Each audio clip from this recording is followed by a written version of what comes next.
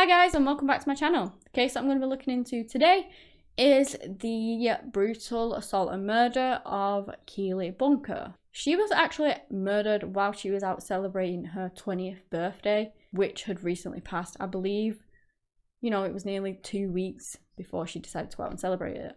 This case was suggested by Julie, so thank you for that. I appreciate any suggestions you guys have, and if you have any more, please let me know and I'll look into them for you.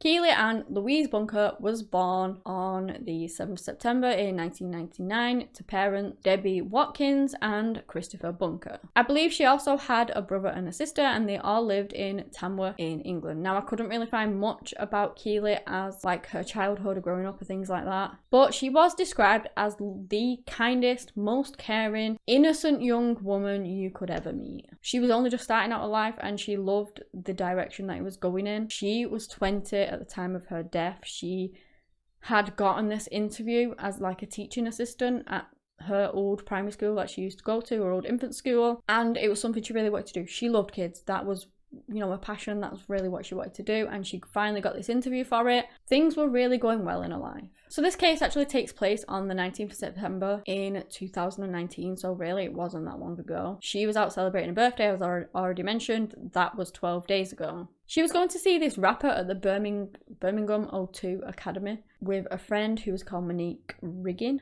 Once the concert was over, they'd planned to meet up with some friends and they were going to go out and celebrate with drinks and things. One of these friends was a guy called Wesley Street. He was 20 years old and he was a childhood friend of Keeley's. They were said to be really, really close together. She'd known him since she was a kid. They were really good friends. So they all decided to go to this nightclub called Snobs. You see in this CCTV footage, she walks in, she's wearing an orange outfit. She's seen having fun, enjoying herself. Wesley's seen dancing, having fun. They just have a really good night. After the night was over, the three friends, so you got Monique, Keeley, and Wesley, all took a taxi to Monique's house. Now, Monique, whilst there, had actually said that Keeley could stay at hers if she wanted. It was 4 a.m, so it was very early in the morning. Keeley didn't really live that far away. I believe it was a 20-minute walk from Monique's. But, she didn't really want a friend walking home at that time in early hours, and so she offered her to stay. Keeley actually refused. Now, she basically wanted to spend the night in her own bed, and who can blame her? Like, sometimes, that's all you want. You just want your own bed. And not only that, she had an interview the following day at 2 p.m, which was for the teaching assistant job that she dreamed of. And I guess she just wanted to cram for it and make sure that she was really, really prepared and things like that. And she just wanted to do it from the comfort of her own home. Again, she didn't live far away. What can go wrong in the space of 20 minutes, right? So Wesley, who also kind of lived around about in the same direction, he was going to travel that way to go to his home too. He said that he would walk her back. They were really good friends and there wouldn't ever be an issue. So Monique tells her to be careful, and she says, "I've got Wes will want me back, I'll be fine." The tragic thing here is that she wasn't fine at all. Not that anyone would have known that, because little did Monique know this would be the last time that she would speak to Keeley ever again. The next day comes around, 2 o'clock comes and goes. Keeley didn't attend the interview that she was so excited about, that she was waiting, for so long for, and she was prepared for. She never went. And so everyone knew how much that job meant to her. Everyone knew something was wrong. They tried to call her because there's no way she would have ever missed that meeting willingly in a million years. They never got an answer back. They never got a call back. They never got anything. And so at 5 p.m, her parents decided to call the police and report her as missing. This was now the 19th of September. Lots of people knew Wesley had walked home with her. And so everyone had a lot of questions like, what the hell happened, You walked her home. Where is she? Wesley even went to her parents' house and said that, he was really concerned for her. They parted their ways at this phone box, I believe he said. And, that was the last time he saw her. He didn't really know anything. And he was really worried for his friend that he'd known for so many years. Again, obviously, the police spoke to everyone. They spoke to Wesley, and he told the same story. He said that when they got to this phone box, that is when they both parted ways. That was the last time he'd seen her. Yes, they were both drunk. He was more drunk than she was. But, they left each other and he didn't see her again. Same story as what he told her mother, basically. They asked if he could help them piece together what had happened, like the route and things that they took, so that they could accurately search for her if they knew, you know, most likely where she had gone. And he fully cooperated with that. I don't quite know what sparked it, but at some point they grew suspicious of Wesley, and they did ask, I believe, to see his phone, which he refused. It seemed to make him panic, and he just refused to cooperate from then on. So whilst the police were trying to get the route that she had taken, her family were out searching for her. They had these massive search parties, these individual groups, trying to just look everywhere for her. Her friends and family were all out there, people from the community. Then this really loud, horrific scream came. It had actually come from her uncle, Jason Brown, because he had found the lifeless body of his niece in Wigington Park. This was, I believe, around 9 p.m. at that point. She was face down, half submerged in this pool of water, and in like an attempt to try and conceal her body, there was shrubbery over it, there was vegetation and branches to try and cover up her body. Now, her uncle only saw her when he was shining his flashlight and he got a glint off her bracelet. Then he said he saw her hair and he instantly knew that it was Keeley. And that is when he screamed, rightly so. An off-duty cop at the time actually heard the scream and said that he had never ever heard a scream like that before. Her clothing was said to be in disarray, with her leggings and her underwear pulled down and like twisted over and under her trainers. It was pretty obvious that she had been assaulted, and it would later be found out that she was strangled. Pathologists said that there were over 100 marks all over her body. She had these very deep bruises to her face, very deep bruises, scratches to her head, she had a cut lip, and hemorrhages inside the lining of her mouth, which I don't really know what that would be from, so if anyone does know, then please do let me know. She was also found to have these self-inflicted scratch marks around her neck, where it's believed that in an attempt to pull whoever was strangling her off, she's, you know, obviously accidentally scratched herself. The Staffordshire police released footage of Wesley. You know, he was in the back of the van, obviously, because they were taking him on the route and things, and then they got suspicious of him. They released this footage of him where they informed him that her body had been found. It's not what you want, is to be back in the police car. Look, I'm getting the blame. No, but you said when I was at the house that all I needed to do was speak to the officer, and then I can go and look for Keeley, and then you take my phone. They knew he was lying. Drugs in the last 24 hours. Yes, I have had alcohol. So they had to try and piece it all together themselves. And they did a lot of this by using GPS to prove what he was saying wasn't true. His phone pinged at a tower that wasn't near the phone box. It proved that he didn't go near the phone box, and instead he went to the park where they would later find her body.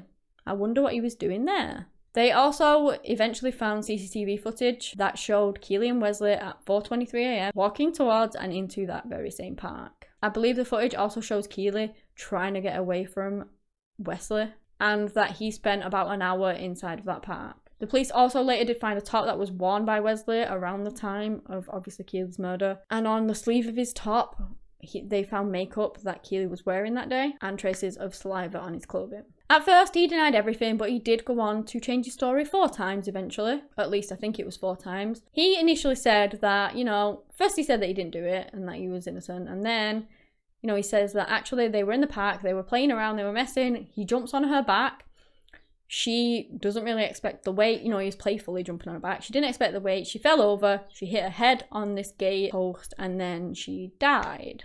Post-mortem disproved that straight away, because it later revealed that her actual cause of death was strangulation, as I've already told you. It wasn't a blow to the head, so yeah, they knew he was lying about that one. They also found his DNA inside of Keeley's body, which suggests that he did assault her, not that he jumped on her back playfully and she accidentally died. They pretty much had him. They were gathering all this evidence against him. He was telling all these fictional stories, and they just had all this evidence to kind of disprove him. And because of that, he then changed his story again. He says that as they're walking through the park, they start flirting. They decide that they're going to have consensual sex. And in a rough sex act, he begins strangling her from behind as they are doing the deed. He simply gets carried away and he kills her by accident. The thing with this that really bugs me is that a lot of people say this, but again, it takes a long time to strangle someone, and don't you think that when the body goes limp and unconscious that you're thinking,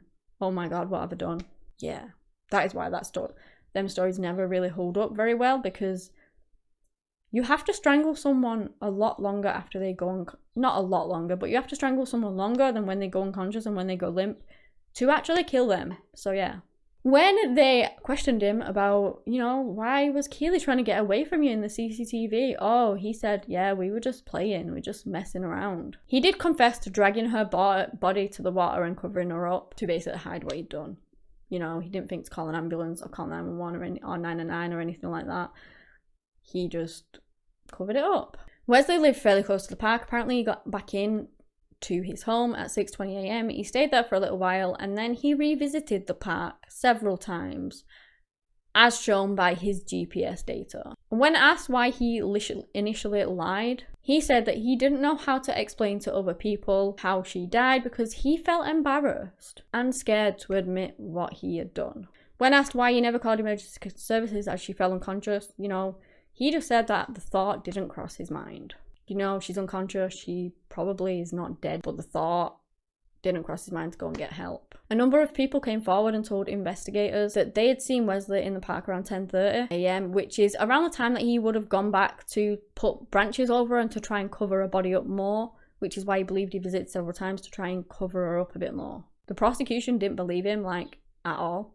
They theorized that Keeley and Wes were just friends, that maybe Wesley tried it on, and when he attempted to make his move, she rebuffed him, and he wasn't happy about that. He refused to accept that she had refused him, and then that's what caused him to force himself on her, and then I don't know what prompted him to kill her, so that nobody would find out, but they did, so I don't know.